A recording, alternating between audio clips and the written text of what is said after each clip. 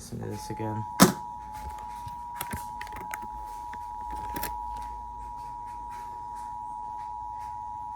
Hawaii Island Police are requesting the public's assistance in locating Duncan Kealoha Mahi, M52.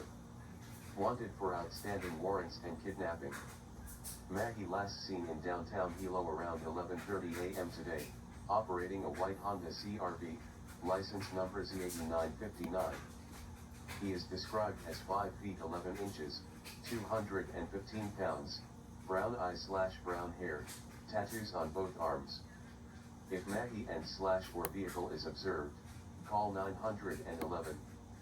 Mahi should be considered armed and dangerous. Call 911.